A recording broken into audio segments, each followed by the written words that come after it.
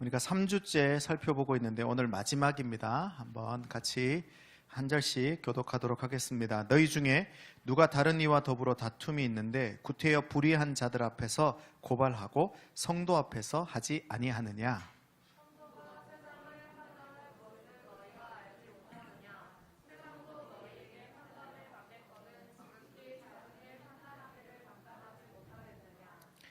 우리가 천사를 판단할 것을 너희가 알지 못하느냐? 그러하거든 하물며 세상 일이랴.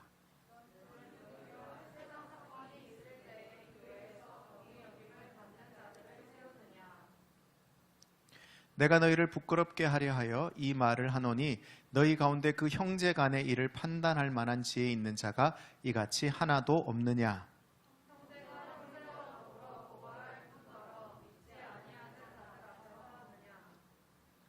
너희가 피차 고발함으로 너희 가운데 이미 뚜렷한 허물이 있나니 차라리 불의를 당하는 것이 낫지 아니하며 차라리 속는 것이 낫지 아니하냐?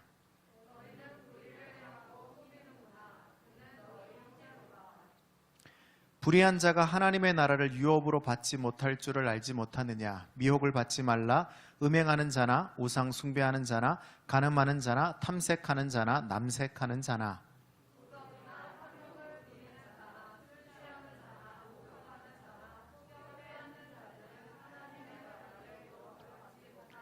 같이 읽습니다. 너희 중에 이와 같은 자들이 있더니 주 예수 그리스도의 이름과 우리 하나님의 성령 안에서 씻음과 거룩함과 의롭다 하심을 받았느니라. 데이처치 아멘. 오늘은 이 갈등 속 관계를 해결하는 방법 세 번째 유산 상속에 대해서 한번 말씀을 나누도록 하겠습니다. 유산을 많이 받을 분들이 있으십니까? 축하드립니다. 없으십니까? 열심히 사시기 바랍니다. 유산이라고 하는 것이 있다면 참 너무 좋을 것 같아요. 우리가 이 관계 속에서 갈등을 해결하는 방법 중에 하나가 어떻게 이 유산을 통해서 그렇게 관계 속 갈등을 해결할 수 있을지 찾아보고자 합니다. 계속해서 말씀드렸습니다. 가지 많은 고린도에 바람 잘 날이 없었죠. 왜 그렇습니까? 분명히 그 안에 있었던 음행의 문제를 해결하고 나자 성도 간의 소송의 문제, 민사소송이 이 고린도에 있었습니다. 사람들이 모이면 어디든지 다른 의견들이 분분하죠. 어제 제1회 데이 에듀 컨퍼런스를 아주 성황리에 굉장히 많은 사람들이 참여해서 마쳤습니다. 특별히 오늘 오지는 못했는데 형상 씨가 와서 아이들을 섬겨 주었기 때문에 아주 풍성하게 모임이 즐겁게 마치게 되었던 것 같아요. 그곳에서도 여러 가지 의견들이 많이 나왔습니다. 사람들이 모이면요 정말 다른 의견들이 많이 있습니다. 어떤 사람은 지금 에어컨을 트는 것이 좋다, 또 어떤 사람은 에어컨을 틀면 춥다, 불을 켜는 것이 좋다, 끄는 것이 좋다, 여러 가지 다른 의견들이 있을 수밖에 없죠. 의견 수렴이 그래도 다소 하기 좀 쉬운 조직이나 아니면 자기 주장을 어떠한 상황 가운데서도 굴하지 않고 할 수 있는 사람들이 있는 경우에는 의견들이 조율되고 통합되어질 수 있습니다. 근데 대부분은 그렇지 못하다고 말씀드렸죠. 김누리 교수는 우리나라의 문화를 권위주의로 평가하고 있어요. 그래서 이 문화 속에서의 의견 수렴은 어떻게 되어진다고요? 하향 수직적이라는 겁니다. 그냥 위에 있는 의견이 전체 의견이 되어지죠.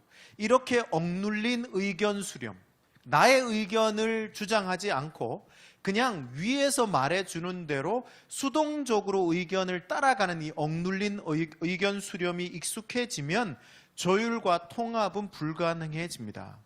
그래서 우리는 이런 문화에 익숙하기 때문에 자기 의견을 좀 내봐라, 질문 있냐?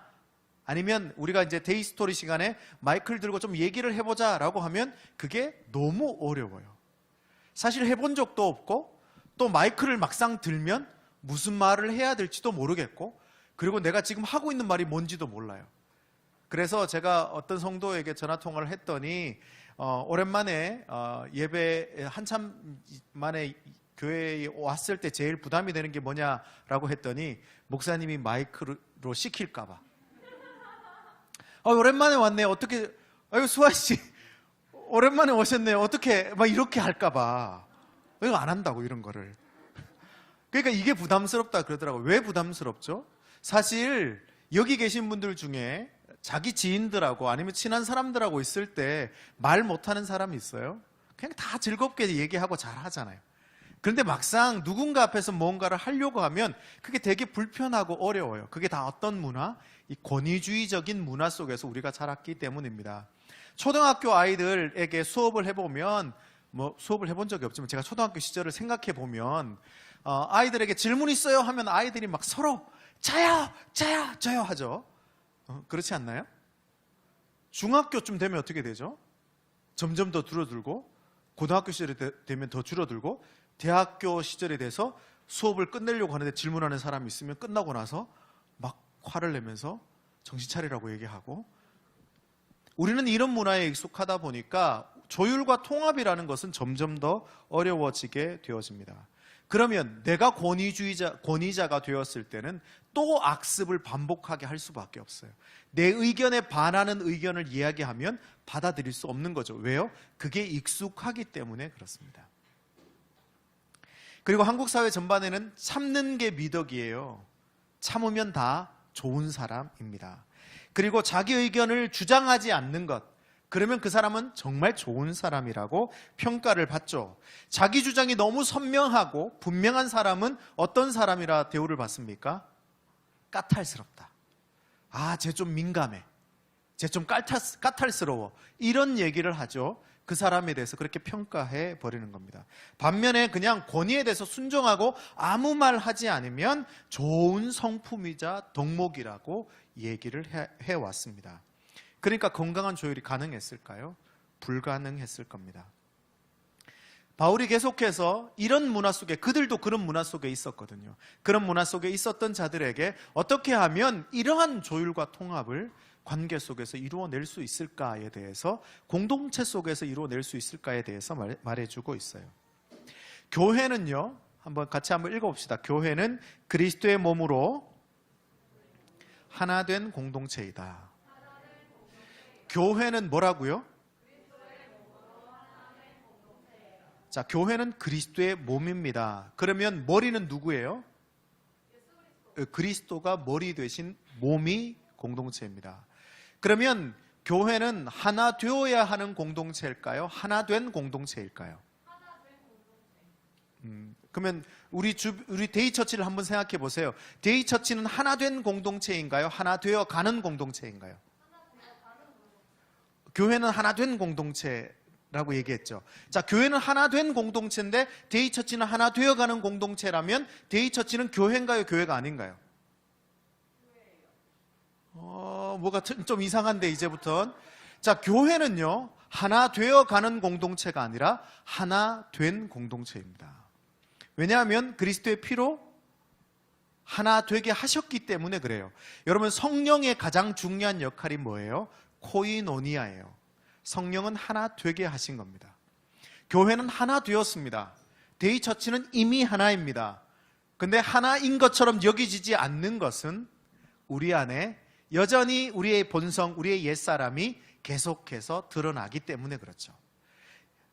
영적으로 얘기해 본다면 이런 우리 안에 옛사람이 자꾸만 드러나게 해서 하나 되지 못하게 만드는 것이 누구의 역할일까요? 그게 사탄의 역할이겠죠. 사탄은 자꾸만 우리의 옛사람이 드러나서, 야, 쟤는 네가 싫잖아. 쟤하고 같이 있는 건 너 싫지? 저 사람하고 같이 있으면 너는 지겨울 거야. 아니면 재미가 없을 거야. 아니면 그 사람은 너를 해코지할 거야. 라고 하는 것들을 계속해서 우리 안에서 불러일으켜서 공동체가 하나라고 하는 것을 잊어버리게 하는 것이 엄밀히 얘기하면 사단의 역할이겠죠. 교회 공동체는 이미 하나예요. 하나 되어 행동하는 한 몸 공동체가 교회입니다. 머리가 그리스도인데 어떻게 팔다리가 다 따로 놀겠습니까? 그래서요, 건강한 공동체가 되려면 이 하나됨을 저해하는 이 옛사람의 본성들이 이렇게 올라와서 이 작은 틈들을 내는 이 분열의 틈을 찾아내어야 합니다. 그러기 위해서 성도 각자의 삶이 지혜로 풍성해져야 하는 거예요. 어떤 지혜요? 일상의 지혜로 풍성해져야 합니다. 그래서 지혜로워져야 합니다. 우리의 일상이 분명히 지혜로워져야 합니다. 뿐만 아니라 그 지혜에서 멈추면 안 된다고 말씀드렸죠. 지혜의 근본이신 여호와를 경외함으로 영적 지혜를 분명히 발견해야 합니다. 지난 한 주간 여호와를 경외하며 사셨습니까? 여호와를 경외하는 삶이 무엇인지 고민하며 사셨습니까? 그렇게 살아내어야만, 영적 지혜가 자라야만 우리의 공동체가 이 분열의 틈을 발견해낼 수 있습니다. 하나됨은요, 이렇게 우리가 하나된 공동체라고 하는 것을 깨닫는 것은 저절로 되는 것이 아닙니다.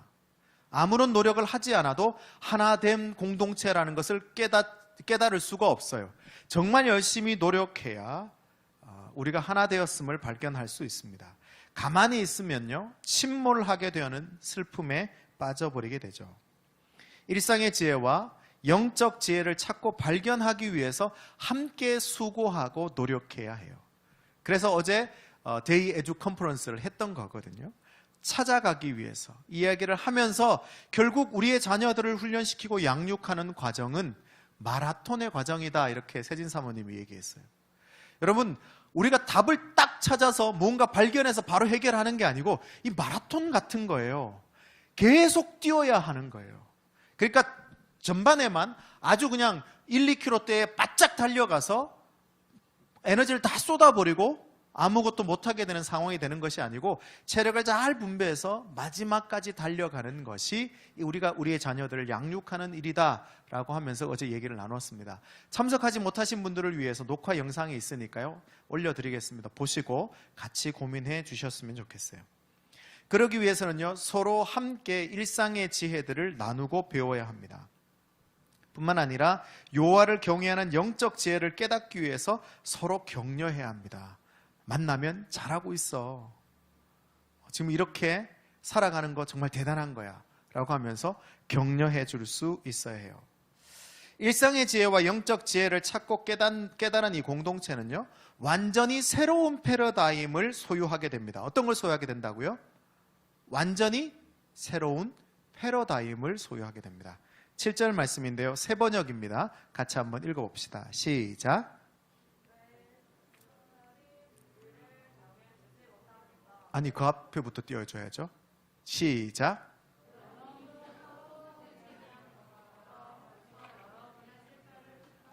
뭐라고요? 소송을 제기하는 게 실패래요. 벌써 이미 소송을 했다면 실패가 됐다라고 얘기합니다. 다음요, 왜 차라리 불의를 당해주지 못합니까? 왜 불의를 당해주지 못합니까? 또요, 왜 차라리 속아주지 못합니까? 바울이 지금 이렇게 얘기하고 있는 거예요. 소송했어요? 이미 그게 실패예요. 왜 불의를 당해주지 못합니까? 왜 차라리 그냥 속아주지, 왜 속아주지 못합니까? 이렇게 바울이 얘기합니다. 불의를 행하고 남을 속여 소송하는 것은 이미 그 자체가 실패다, 이렇게 말합니다. 근데 여기에서 굉장히 주의 깊게 들여다봐야 될 것이 있습니다. 그러면 문제가 생겨서 소송하는 것 자체가, 누군가의 나의 어떤 문제가 생겨서 소송하는 것 자체가 실패인가에 대해서죠. 소송하면, 어떤 문제가 생겨서 소송을 하면 그건 실패한 행동일까요? 바울이 의미하는 것은 좀 다릅니다. 그냥 소송하는 것 자체가 실패한 것이 아니에요. 소송하는 것 자체가 실패다라고 하는 것은요, 불합리함에 대해서 무조건적으로 참으라는 뜻은 아니에요.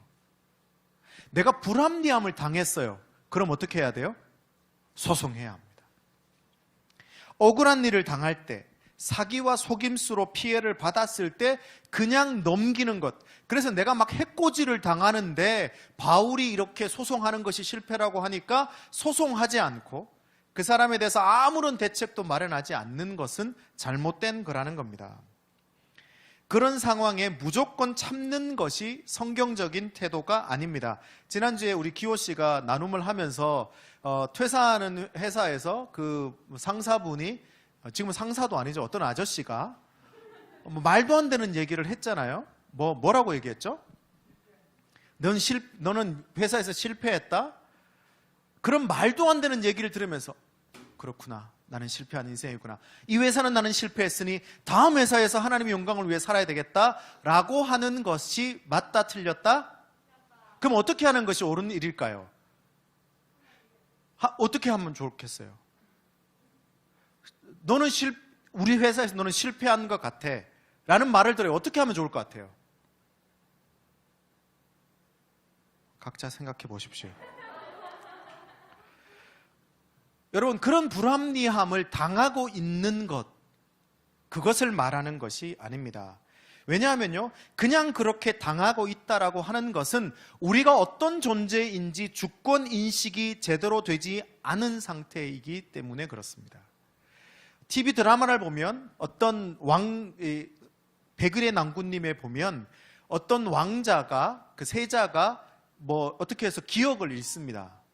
기억을 잃어서 기억이 다 없는 상태인데도 사람들을 만나면 어떻게 행동을 하는가 하면 자기가 누군지 모르는데 왕처럼 행동해요. 여전히 자기는 기억이 아무것도 없는데 왕처럼 행동해요. 여러분, 우리가 주권인식을 가지고 있는 자라면 그런 불합리함이 다가올 때 그 불합리함에 대해서 수용하고 받아들이는 것이 아니라 그 불합리함에 대해서 정확하게 짚어주고 얘기할 수 있어야 합니다. 예수님의 공생애를 한번 들여다보십시오. 예수님은 예수님에게 불합리하게 행동하는 모든 사람들에 대해서 당당하셨습니다. 심지어 성전에 들어가서 뭐 하셨어요? 상을 다 둘러 엎으셨습니다. 그럼 뭐 하는 거예요? 이 예배 드리는데 예배 태도가 하나님 앞에 진짜 예배하는 자세가 안 된다고 갑자기 누가 하나 일어나서 막 상을 둘러 엎으면서 이게 예배예요! 막 이렇게 하는 거예요. 이렇게 예배하는 거 정말 하나님께서 기뻐하시는 예배입니까? 기대하겠습니다. 누가 하실지 모르겠지만 예수님이 그렇게 하셨어요. 그 시대에 일어나는 불합리함에 대해서 용서하지 않으셨습니다. 2렙돈을 바치는 과부의 그 헌금을 보면서 사람들이 조롱할 때 예수님은 그 과부의 손을 들어주시며 이 과부는 자신의 있는 모든 것을 드렸다. 누가 더 큰 것을 드렸냐? 네가 1억 10억 한 것보다 이 사람이 단돈 2,000원 한 것이 더 위대한 헌금이야 라고 선언해 주시는 게 예수님이었어요. 제대로 된 하나님 나라 백성의 주권인식은 불합리함 앞에 나를 그냥 내버려 둘 수 없습니다. 불합리함으로 나란 존재가 폭행을 당하도록 방치할 수 없어요. 당당하게 용기 있게 내 존재를 보호하고 지켜야 합니다. 내가 하나님 나라의 거룩한 존재임을 잊어서는 안 되는 거죠. 그러면 이 소송을 하지 말라는 진짜 뜻이 뭔가 하면 8절 말씀입니다. 세번역 성격으로 한번 볼게요. 시작. 그런데 도리어 불의를 행하고 속여 빼앗고 있으며 그것도 신도들에게 그런 짓을 하고 있습니다. 자, 이 소송을 하지 말라라고 하는 진짜 뜻은요, 내 존재 보호가 도를 지나쳐 다른 존재를 폭행하게 되어지는 것을 의미하는 겁니다. 내가 나를 지키는 것은 너무 중요한데 나를 너무 과하게 지키다 보니까 다른 존재를 폭행하게 되어지는 거죠. 나를 보호하기 위해 남을 해치는 것입니다. 남을 보호하기 위해서 나를 해치는 것도 마찬가지죠. 둘 다 폭행입니다. 내가 원하는 대로 하고 싶은 것, 남에게 다 방해와 다른 사람을 해치게 하면서까지 내가 원하는 대로 하고 싶은 것도 폭행이지만 남을 위해서 나를 다치게 하는 것도 폭행이죠. 소송하지 말라는 것은 따라합시다. 나와 너의 존재를 함께 보호하자는 것이다. 무슨 뜻이에요? 소송하지 말라는 것이 무슨 뜻이라고요? 나와 너의 존재를 함께 보호하자는 거예요. 나도 다치게 하지 말고 너도 다치게 하면 안 된다라는 거예요. 그게 진짜 바른 주권 인식입니다. 여러분, 심리학에서 이런 것을 일컫는 용어가 있죠. 그게 뭡니까? 심리학에서 그걸 뭐라 그러죠? 저 띄워주면 어떡해요? 자, 안 띄워줬다고 생각하고, 자, 심리학에서는 이걸 뭐라 그래요? 그렇습니다. 그거예요. 그게 공감이라고 말합니다. 정신과 의사인 정혜신 씨는 당신이 옳다라는 책에서 121페이지에서 공감을 이렇게 설명합니다. 공감은 내 등골을 빼가며 누군가를 부축하는 일이 아니다. 그 방식으로는 상대를 끝까지 부축해낼 수 없다. 둘 다 늪에 빠진다. 공감은 너를 공감하기 위해 나를 소홀히 하거나 억압하지 않아야 이루어지는 일이다. 누군가를 공감하는 건 자신까지 무겁고 복잡해지다가 마침내 둘 다 홀가분해지고 자유로워지는 일이다. 여러분, 공감은 뭐예요? 그 사람을 홀가분하게 하면서 나를 억압하고 나를 억누르는 것이 아니라는 거예요. 그건 뭐예요? 감정 노동이에요. 다른 사람을 편안하게 해주기 위해서 나를 죽이는 것은 감정 노동이에요. 감정 노동. 그렇게 하고 나면 분명히 내가 그 사람 공감해 준다고, 아 그렇죠, 수고하셨어요, 잘하고 계세요 라고 해주고 난 이후에 집에 돌아가면 넉다운이 돼. 그건 뭐예요? 나를 죽이는 일을 했다라는 거예요. 그건 진짜 공감이 아니라는 겁니다. 여러분, 소송을 하지 않기 위해서는 서로의 주권 인식이 분명해져야 합니다. 주권 인식적 관계가 쌓여야 해요. 주권 인식적 관계가 뭐예요? 나도 하나님 나라 백성이다. 그리고 너도 하나님 나라 백성이다. 이것을 인식하는 거죠. 나도 소중하지만 너도 소중해. 너도 소중하지만 나도 소중해. 한번 해볼까요? 나도 소중하지만 너도 소중해. 그 누구를 가르치는 거예요? 저만 얘기하는 거예요? 나도 소중하지만 너도 소중해. 너도 소중하지만 나도 소중해. 왜 이렇게 고개는 안 돌아가는 걸까요? 고개를 돌리면서 한번 해볼까요? 나도 소중하지만 너도 소중해. 너도 소중하지만 나도 소중해. 아우, 손발이 오그라들 것 같아요. 왜 이렇게 손발이 오그라들 것 같죠? 이게 정말 익숙해지고 편안해지면 좋을 것 같은데 어려운 거 시켜서 죄송합니다. 여러분, 이게 주권 인식적 관계라는 거예요. 나도 소중하지만 여러분도 소중하고, 여러분도 소중하지만 저도 소중한 거. 그래서요, 하나님 나라 백성다운 관계를 형성해 가고 쌓아가고 풀어가고 해결해 가야 합니다. 하나님 나라 백성다운 이 주권 인식을 발견할 때 진정한 공감 능력을 가질 수 있게 되죠. 뿐만 아니라 하나님 나라 백성다운 주권을 인식할 때 오늘 성경에서는 하나님 나라를 유업으로 받는다 말합니다. 9절과 10절 말씀입니다. 같이 한번 읽어볼게요. 시작. 불의한 자가 하나님 나라를 유업으로 받지 못할 줄을 알지 못하느냐. 미혹을 받지 말라. 음행하는 자나 우상 숭배하는 자나 간음하는 자나 탐색하는 자나 남색하는 자나 도적이나 탐욕을 부리는 자나 술 취하는 자나 모욕하는 자나 속여 빼앗는 자들은 하나님의 나라를 유업으로 받지 못하리라. 바울은요, 불의한 자들이 하나님의 나라를 유업으로 받지 못할 것을 반복해서 강조하죠. 9절에서도 너희가 그렇게 불의한 자는 하나님의 나라를 유업으로 받지 못할 것을 알지 못하느냐라고 말한 다음에 구체적으로 그 목록을 계속해서 대고 있습니다. 그 점점 더 강조하죠. 계속 강조한 다음에 또 마지막에 얘기합니다. 그런 자들은 하나님의 나라를 유업으로 받지 못할 것을 모르겠냐라고 바울이 얘기하고 있어요. 그 목록을요, 유진 피터슨의 메시지 성경에서는 이렇게 아주 함축해서 설명하고 있습니다. 서로를 이용하고 악용하는 자들, 성을 이용하고 오용하는 자들, 땅을 이용해 먹으면서 땅과 거기 있는 모든 것을 착취하고 남용하는 자들, 이렇게 설명하고 있어요. 불의한 자들이 어떤 자들이라고요? 서로를 이용하고 악용하는 자들,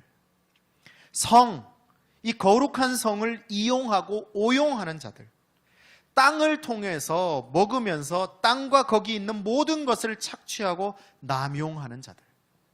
여러분, 이 시대에 일어나고 있는 모든 거짓됨과 불의함들이 이 단어들 속에 다 포함되어져 있는 것 같아요. 관계 속에, 성의 문제 속에, 그리고 땅, 돈의 문제 속에 있는 것들이죠.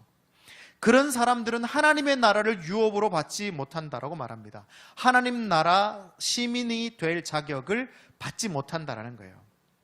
그럼 하나님 나라를 유업으로 받지 못한다라는 뜻이 뭘까요? 도대체 하나님 나라를 내가 유산으로 상속받지 못한다는 뜻이 뭘까요? 제가 해석한 해석은 이렇습니다. 하나님과 화해할 수 있는 기회를 얻지 못한다. 하나님과 화해할 기회를 얻지 못하게 되는 거예요. 뿐만 아니라 모든 사람을 위해 십자가에서 죄를 대신 짊어지고 죽은 예수에게 내 죄를 토스할 수 없어요. 내가 지금 살면서 지은 이 죄를 누군가에게 토스를 해야 내가 이 죄의 문제가 해결되어지는데, 그 죄를 토스할 예수에게 토스를 못하는 거예요. 예수께서 받아주시질 않는 거예요. 그 결과 우리가 죽음 이후에 내가 지은 모든 죄에 대한 죄값을 나 스스로 지어야 하는 일이 생기는 거예요. 그게 하나님 나라를 유업으로 받지 못하는 자에게 주어지는 거죠. 뿐만 아니라 깨어진 하나님과의 관계, 하나님과 관계가 깨어졌기 때문에 그 관계로 인해서 내 안에 성령이 거하실 수 없습니다. 그럼 어떤 문제가 생겨나죠? 성령의 열매가 맺히질 않는 거예요. 사랑, 희락, 화평, 자비, 양선, 충성, 온유, 절제, 오래 참음이라고 하는 성령의 열매가 맺히질 못하는 거예요. 하나님과 단절되어 있기 때문에. 하나님의 질서가 기준이 되어주지 않기 때문에 세상의 경쟁, 시기, 다툼, 미움, 질투, 욕심이 나의 중심이 되어서 처절하게 유린당하는 불행한 삶을 살아가게 되죠. 하나님의 질서가 없어요. 그러니까 세상의 질서가 나의 중심에 자리 잡게 되어서 세상이 말하는 그 중심의 질서를 쫓아서 그 삶을 따라서 살아가게 되어져 있습니다. 피난처가 되시고 피할 바위요 산성이시며 길과 진리와 생명 되시고 목자이신 하나님의 풍성함을 도저히 발견할 수 없어요. 이게 제가 해석하는 하나님 나라를 유업으로 받지 못한다는 것의 의미입니다. 그럼 여러분에게 묻습니다. 여러분에게 하나님 나라를 유업으로 받지 못한다라고 하는 것은 어떤 의미입니까? 나에게는 그게 어떤 의미일까요? 그냥 성경에서 말하기 때문에 하나님 나라를 유업으로 받지 못한다. 못 받으면 뭐 어쩔 수 없고 유산이 없으니까 정도의 문제로 끝낼 것이 아니라 하나님 나라의 유산을 물려받지 못하면 과연 어떤 상태일까를 여러분 각자가 한 주간 해석해 보셔야 합니다. 여러분이 해석해보고 기록해 보셔야 그것이 여러분이 깨달은 하나님 나라의 유산이라고 하는 거예요. 여러분, 하나님 나라의 유산, 하나님은 모든 것을 다 가지고 계십니다. 근데 내가 하나님이 뭘 가지고 계시고 하나님이 뭘 가지고 가도 되는지를 내가 깨닫지 못하면 아무것도 유산으로 누릴 수가 없는 거죠. 창고에 아무리 돈이 많이 쌓여 있으면 뭐합니까? 창고에 뭐가 있는지 모른다면 그거는 그냥 종이더미에 불과한 거죠. 하나님 나라의 유산이 엄청나게 쌓여져 있습니다. 나는 그 유산을 뭘로 해석하고 있는지를 여러분 각자가 한 주간 살면서 해석해 보셔야 합니다. 하나님 나라의 유산이 없다면 나는 어떤 존재가 되는 것일까? 해석해 보셔야 그것을 발견할 수 있게 되는 거예요. 여러분 생각해 보면요, 죄 아래 거할 때 우리 모두는 불의한 자였습니다. 그죠? 죄 아래 머물 때, 우리가 하나님 나라의 유업을 물려받지 못하는 상태, 죄 가운데 거할 때 우리 모두는 불의한 자였습니다. 유진 피터슨의 이야기를 빌려보자면 우리는요, 죄 아래 거할 때 서로를 이용하고 악용하는 자들이었습니다. 뿐만 아니라 성을 이용하고 오용하는 자들이었어요. 땅을 이용해 먹으면서 땅과 거기 있는 모든 것을 착취하고 남용하는 자들이 바로 죄 아래 거하는 우리였어요. 이용하고 악용하고 오용하고 착취하고 남용하는 자들 말이죠. 무절제하고 욕심과 욕망으로 가득 찬 자 말입니다. 나 자신과 이웃을 파괴하고 올가매고 질책하는 자였다라는 거죠. 자, 이게 우리가 죄 아래 거할 때의 모습이었습니다. 그럼 여러분은 하나님 나라를 유업으로 받은 자입니까? 받지 못한 자입니까? 하나님 나라 유업을 받으셨죠. 그러니까 지금 하나님 나라 유업을 받고 나니까 이용도 오용도 착취도 남용도 없는 상태가 되었잖아요. 할렐루야. 순결하고 거룩한 상태이지 않습니까? 분명히 그래야 하는데 우리가 하나님 나라 유업을 물려받았음에도 불구하고 여전히 이러한 악습이 우리에게 남아있다라는 거예요. 여전히 나 자신을 죄에 몰아넣고 죄악을 탐닉하며 죄책감으로 살아갑니다. 여전히 이웃을 향해 불의한 일 하기를 스스럼 없이 행합니다. 지난 한 주간을 돌이켜 보십시오. 여러분, 어떤 불의함으로 사셨습니까? 여러분 가운데 어떤 불의함이 가득 넘치셨나요? 들여다보셔야 합니다. 복음에 대한 감격이 없었을 뿐만 아니라 불의에 대한 감각이 상실되었다는 경각심이 저는 들었습니다. 이용, 오용, 착취, 남용. 여러분, 이 단어가 정말 여러분에게 맞아, 나는 누군가를 이용하는 사람이구나. 나는 성을 이용하고 오용하는 사람이구나. 땅을 통해서 누군가를 착취하고 남용하는 사람이구나 라고 하는 그런 경각심이 드십니까? 이 말씀을 볼 때? 안 그렇더라고요. 아유, 나는 아니야. 이번에도 스토킹을 통해서 누군가를 살해했던 그 사람이지. 나는 아니야. 나는 그래도 선량한데? 라고 하는 생각을 하고 있진 않으세요. 제가 그러고 있더라고요. 이런 성경에서 말하는 이런 죄의 문제들이 별로 크게 와닿지 않아요. 나와 상관이 없는 것 같아요. 저는 도적질 안 했거든요. 저는 남의 땅 훔치지 않았거든요. 이용하거나 오용하지 않는 사람, 다시 말하면 나는 불의한 자가 아니야 라고 하는 생각을 하며 살아가고 있다라고 하는, 불의에 대한 감각이 상실되어 있다라고 하는 경각심이 들었어요. 이만하면 나는 괜찮아 라고 하는 생각이 지배적이었습니다. 누군가를 오용하고 착취하고 남용하지 않는 괜찮은 사람으로 착각하고 있다는 것을 알았어요. 여러분, 진짜일까요? 나는 정말 오용하지 않을까요? 돈과 성과 욕심을 욕망하지 않습니까? 여러분 안에 그러한 욕망이 없으세요? 갑질을 당하면 내가 언젠간 되갚아 주리라 라고 하는 것을 이를 버득버득 갈면서 고대하진 않으십니까? 요즘 TV 드라마는요, 권성징악이 아주 대부분 다 이러더라고요. 악한 자를 그냥 마지막에 물리치고, 어제도 제가 보던 드라마가 있었는데 정말 마지막에 얼마나 허무하게 끝나는지 뚜껑이 열려서 미치는 줄 알았어요. 그냥 마지막에 나쁜 사람이 그냥 죽어요. 그리고 모든 사람들이 막 좋아요. 제가 그걸 보면서 아내에게 그렇게 말했어요. 이거 그냥 사람들에게 네 현실은 바뀌지 않으니까 드라마라도 보면서 위안을 얻어 라고 하는 말이지 않을까? 현실을 바꾸려고 하지 않고 그냥 사람들의 기분만 좀 바꾸려고 해주는 이런 드라마가 아닐까? 이런 얘기들을 막 했어요. TV나 드라마에서 악인이 멸망하는 걸 보면서 대리 만족하고 있지는 않습니까? 오용과 착취, 남용이 가득한 세상과는 상대할 의미와 의지가 없는 상태가 있지 않으세요? 그럼 정말 나는 착취하지 않는가? 여러분, 나 자신을 향한 집요한 착취를 계속하고 있지는 않으십니까?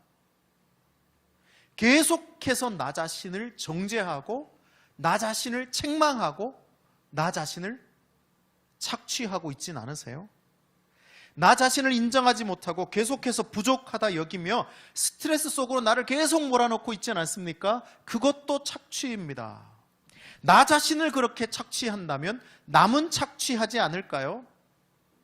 가족을 향한 기대감과 욕심으로 그들의 시간과 돈, 에너지를 착취하고 있지는 않느냐는 말이에요.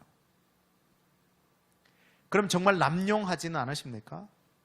무절제하고 무질서하고 무책임한 삶을 살고 있지는 않느냐라는 거예요. 하나님이 나에게 주신 시간들을 정성껏 아주 소중하게 사용하고 있느냐라는 거죠.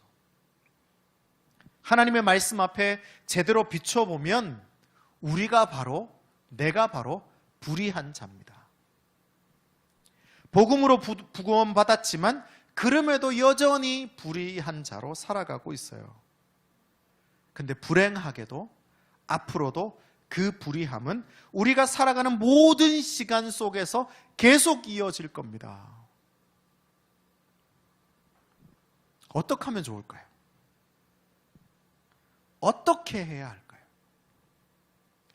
도대체 어떻게 해야 그 불의한 행동에서 좀 벗어날 수 있을까요?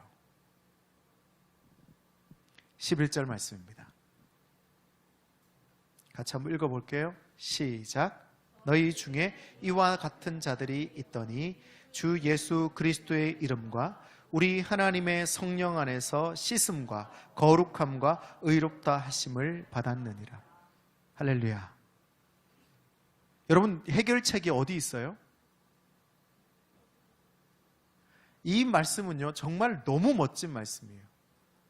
주 예수 그리스도의 이름과 우리 하나님의 성령 안에서 씻음과 거룩함과 의롭다 하심을 받았느니라. 바울의 지금 이 성경 구절을 쓰면서 바울의 어떤 의지와 욕구가 보이십니까? 예수님에 대해서도 얘기하고 싶어. 창조주 하나님에 대해서도 얘기하고 싶어.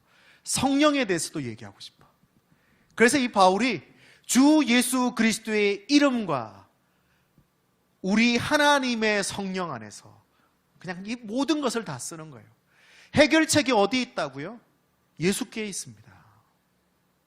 창조주 하나님께 있습니다. 보혜사 성령께 있습니다.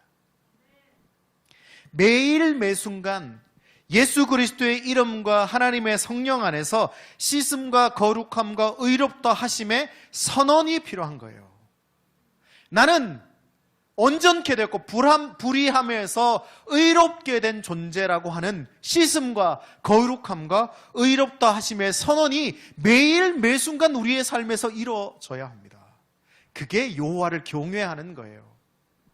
분명히 나는 죄로 죽을 만한 인생이지만 죄악 가운데 살아낼 수밖에 없는 그런 죄책감으로 살아갈 수밖에 없는 존재이지만 그런 나를 들어서 주 예수 그리스도의 이름과 우리 하나님의 성령 안에서 씻음과 거룩함과 의롭다 하심을 얻게 한 존재로 나를 만드셨음을 믿는 믿음으로 살아가는 자, 그게 성도잖아요. 그게 언제요? 매일 매순간 계속 깨달아지고 발견되어지고 경험되어지고 또다시 반복하면서 살아가는 거예요. 불의와 엎치락 뒤치락 하면서요. 이용과 오용과 남용과 착취와 엎치락 뒤치락 하면서 끊임없이 나는 주 예수의 이름과 우리 하나님의 성령 안에서 씻음과 거룩함과 의롭다 하심이 된 존재라고 하는 것을 계속해서 발견하면서 그 여정을 걸어가는 자가 되는 거예요. 불의함이 사라지고 불의함이 없어지고 모든 것이 사라져서 꽃길만, 의로움의 꽃길을 걷게 되는 게 아니에요. 여전히 돌짝밭, 가시밭길, 여러 가지 상황 속에서 엎치락 뒤치락 하면서 살아가는 것, 그게 성도예요. 여러분, 그렇게 본다면 여러분이 지금 불의와 불합리함과 이용과 오용과 남용과 착취 가운데서 살아내고 있다면 정상인 거죠. 그때마다 우리 주 예수의 이름과 우리 하나님의 성령의 씻음과 거룩함과 의로움을 선언하고 고백하면서 계속해서 살아내는 자들이 되어지는 것. 고린도 교회에도 그런 자들이 있었다는 거예요. 씻음과 거룩함과 의롭다 하심을 받은 자들이 있었대요. 여러분, 데이처치 역시 모든 성도들도 주 예수 그리스도의 이름과 우리 하나님의 성령 안에서 씻음과 거룩함과 의롭다 하심을 받아야 될 줄로 믿습니다. 그게요, 한 번 받고 끝나는 게 아니에요. 물론 우리가 한 번 주 예수의 이름과 하나님의 성령의 씻음과 거룩함과 의롭다 하심을 받으면 우리는 구원에 이르게 되어집니다. 하지만 그것은 매일 매순간 새롭게 발견되어져야 하고 지속되어져야 합니다. 오늘 경험했으니까 내일 경험 안 해도 되는 게 아니에요. 오늘 경험하면 내일도 경험하고 싶은 게 신앙인 거죠. 그래서 오늘보다 내일이 더, 내일보다 모레가 더, 모레보다 다음 주, 다음 주보다 다음 달, 다음 달보다 내년이 더 하나님과 친밀해지는 것이 신앙이에요. 할렐루야. 그래서 여러분 기대하십시오. 저와 여러분의 인생을요, 이 데이처치의 미래를요, 우리가 끊임없이 여호와를 경외하는데 더 가까이 가고 하나님과 더 가까이워져서 주 예수 이름과 하나님 성령의 씻음과 거룩함과 의로움의 이 값어치를 더 발견하게 되는 거예요. 여러분, 끊임없이 우리가 예수의 십자가를 기억하고 하나님의 사랑을 기억하고 예배하고 찬양하고 기도하고 하나님 앞에 나아가는데요, 어제 불렀던 찬양보다 오늘의 우리의 찬양이 더 깊어지는 거예요. 오늘의 찬양보다 내일의 찬양이 더 살아나게 되어지는 거죠. 그래서 구원받은 데이처치의 모든 성도들의 씻음과 거룩함과 의롭다 하심은 따라합시다. 완성되었고, 완성해 가고 있고, 완성될 것이다. 어떻다고요? 완성되었고, 여러분, 이게 신앙이에요. 여러분, 신앙은요, 이미 우리가 의롭고 씻음과 거룩함과 의로움으로 완성되었음을 믿는 거예요. 그리고 그렇게 우리를 완성시켜 가고 계시는 그 하나님의 일하심을 또 보는 거예요. 그리고 그렇게 완성되어질 미래를 소망하는 거예요. 이 세 가지가 함께 존재해야 합니다. 말씀의 결론을 맺습니다. 참담하게도 하나님 나라의 백성이 되었음에도 불구하고 관계 속 갈등의 문제들은 계속 일어나게 될 것입니다. 지금도 일어나고 있을 것이고요, 앞으로도 일어날 겁니다. 남편과 아내, 부모와 자녀, 가족과 친지들 가운데 말이죠. 직장의 상사와 동료, 이웃한 친구들과 우리의 이웃들 가운데 말입니다. 어디에서도 그 갈등을 피할 방도가 없어요.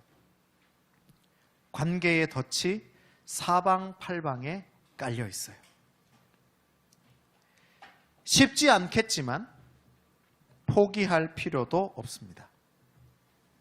왜냐하면요, 하나님이 지금 혼란스러워 보이는 내 삶에 앞서 일하고 계시기 때문입니다. 할렐루야. 여러분, 하나님이 지금도 내 인생 가운데 앞서 행하고 계세요. 하나님이 앞서 일하시는 인생을 내가 상상하는 대로 만들어 주시지는 않지만 말이죠. 물론 안타깝게도 하나님의 그 앞서 행하심이 보이지 않을 수는 있습니다. 여러분, 지금 여러분의 삶에 하나님이 일하고 계시다고 믿으십니까? 아니면 그게 보이십니까? 지금 하나님이 나와 함께 계실까? 이렇게 고기가 안 잡히는데, 이렇게 문제가 해결되지 않는데, 무언가 계속해서 끊임없이 문제들만 일어나는데 해결되는 게 없는데, 해결될 기미조차 보이지 않는데, 정말 내 삶이 하나님이 앞서 행하시는 삶일까? 우리 부모님을 봐도, 내 일터를 봐도, 내 주변을 봐도 아무것도 달라지는 게 없는데, 분명 오늘보다 내일이, 내일보다 다음 달이, 다음 달보다 내년이 더 좋아야 된다라고 말하는 목사님이 말씀하시는데, 어제보다 오늘이 더 안 좋고, 지난달보다 오늘이 더 안 좋고, 작년보다 올해가 더 안 좋은 것 같은데 정말 하나님이 앞서 일하실까? 이런 생각이 들 수도 있습니다. 여러분, 하나님의 앞서 일하심이 보이지 않을 수는 있습니다. 하지만 내가 보지 못한다고 해서 하나님이 일하고 계시지 않는 게 아닙니다. 안타깝게도 하나님의 일하심이 보이지 않으면 불안하고 두렵고 걱정스러울 수 있습니다. 여러분, 나를 믿지 말고 수천 년 동안 변함없는 말씀을 믿으십시오. 지금의 나의 생각과 나의 감정과 나의 이성을 믿지 말고 수천 년 동안 변하지 않고 이어져 오는 하나님의 말씀을 신뢰하십시오. 온 세상을 창조하시고 공의와 사랑으로 다스리시는 신실하신 하나님을 믿으십시오. 창조주의 권세를 모두 내어버리고 나를 위해 십자가를 지신 독생자 예수의 희생을 믿으십시오. 지금도 여전히 나를 보호하시고 지키시는 보혜사 성령을 믿으십시오.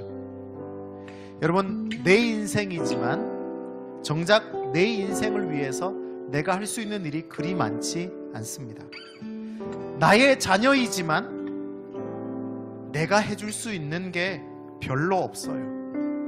나의 미래이지만 내 힘으로는 아무것도 바꿀 수 없습니다. 그렇기 때문에 하나님 나라 백성임을 기억해야 합니다. 하나님 나라 백성다운 주권인식을 가지고 살아야 합니다. 여호와를 경외하는 영적 지혜와 삶에 부여해 주신 일상의 지혜를 성장시켜 가야 합니다. 그리고 하나님 나라를 유업으로 받은 자임을 불의함의 홍수 속에서도 잊지 말아야 하죠. 그래서 구원받은 성도는 주 예수의 이름과 우리 하나님의 성령 안에서 씻음과 거룩함과 의롭다 하심을 받은 자임을 선언하고 선언했고 선언하며 선언할 것을 고백하며 살아내시기를 예수 이름으로 축원합니다. 지금 말씀 가운데 주셨던 마음들을 좀 기록해 봅시다.